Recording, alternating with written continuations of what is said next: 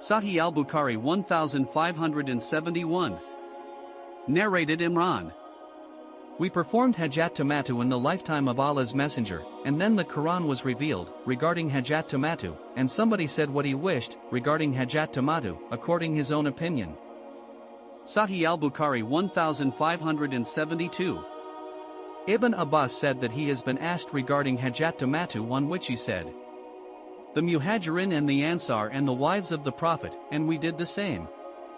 When we reached Mecca, Allah's Messenger said, 'Give up your intention of doing the Hajj at this moment, and perform Umrah, except the one who had garlanded the Hadi.'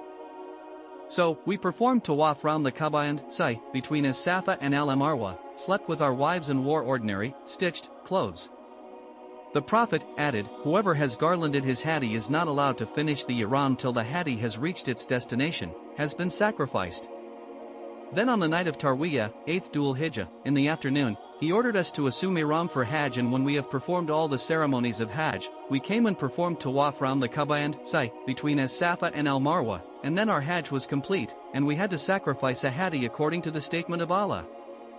He must slaughter a Hadi such as he can afford, but if he cannot afford it, he should observe her song, fasts, 3 days during the Hajj and 7 days after his return to his home." VE 2:196. And the sacrifice of the sheep is sufficient.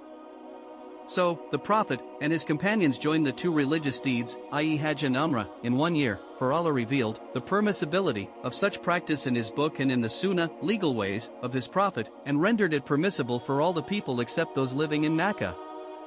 Allah says, "This is for him whose family is not present at the Al-Masjid al-Haram, i.e. non-resident of Mecca." The months of Hajj which Allah mentioned in his book are Shawwal, Dhul Qa'dah, and Dhul Hijjah. Whoever performed Hajjat Tamattu in those months, then slaughtering or fasting is compulsory for him. The words, 1. Ar-Rafatha means sexual intercourse. 2.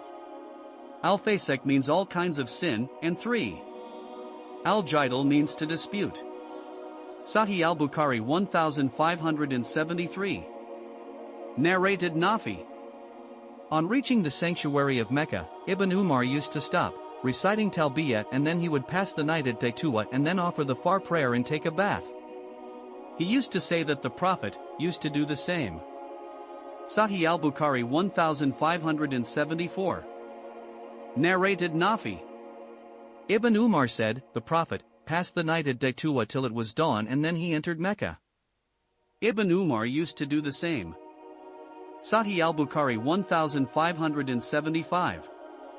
Narrated Ibn Umar. Allah's Messenger used to enter Mecca from the High Thaniya and used to leave Mecca from the Low Thaniya.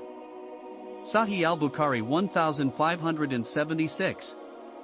Narrated Ibn Umar. Allah's Messenger entered Mecca from Qada from the highest Thaniya, which is at Al-Batha, and used to leave Mecca from the Low Thaniya. Sahih al-Bukhari 1577. Narrated Aisha. When the Prophet came to Mecca, he entered from its higher side and left from its lower side. Sahih al-Bukhari 1578. Narrated Aisha. In the year of the conquest of Mecca, the Prophet entered Mecca from Qada and left Mecca from Quda, from the higher part of Mecca.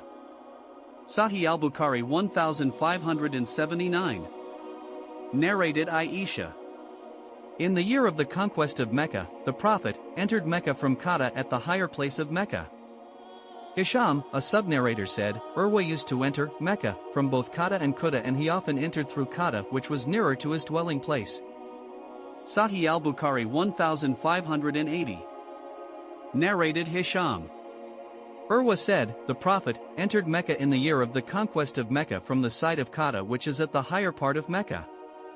Urwa often entered from Qada, which was nearer of the two to his dwelling place.